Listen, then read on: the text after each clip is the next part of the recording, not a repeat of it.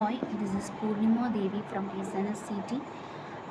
Last class we discussed about database and database management system. What is data, datum, and these are all discussed in the last class. Now we discussed about functional dependencies. The functional dependency is a relation that exists between two attributes. It typically exists between primary and non-key attribute within a table. This is the complete set of all possible attributes that derived from a given functional dependencies. So in this, x implies y. In this left hand side, the functional dependency is known as determinant. Determinant means that particular attribute only decide to decide to access the another attributes. That is, so x is denoted as a determinant, and the right hand side production is known as dependent. The y is fully dependent on the x variable.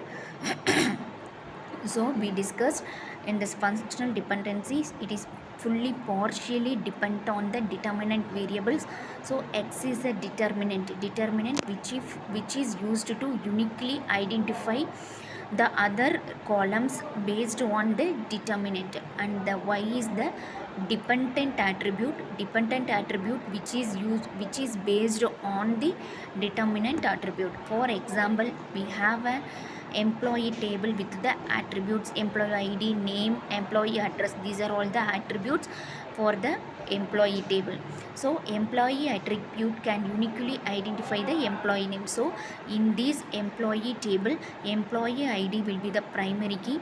This value, this employee id is used to uniquely identify the particular tuple in the table. So that only we discussed in this. So employee id is denoted as a determinant attribute. So based on this employee id, we can identify the remaining attributes or the particular tuple using that primary key or the unique value. So these should be considered as a determinant attribute. The remaining columns, employee name, employee address, we can't identify the particular tuple based on these two attributes. We can't uniquely identify the particular data. So because some redundant values uh, has to be included in this table. So employee id is used to uniquely identify the remaining attribute. So employee id is denoted as a determinant attribute. The remaining columns, employee name and employee address or dependent attribute. It should be based on the determinant variables.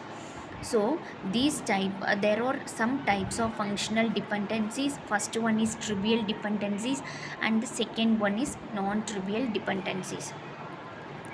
So trivial dependency is A implies B has trivial functional dependency if B is a subset of A.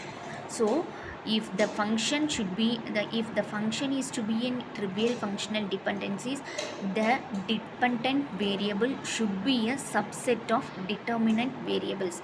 That only we described in the above functional dependencies. So the following dependencies are also like trivial. So A implies A. So the particular variable, the particular attribute should be either a determinant or dependent variable. So that only we displayed. A implies A. So A is a determinant variable that should be always subset of that particular the same variable. So consider the example, two column employee id and employee name. Employee id and employee name is a trivial function.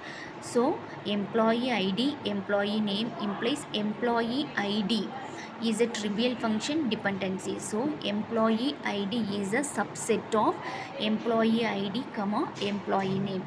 So that particular dependent variable. So clearly note that the dependent variable only the subset of determinant variable.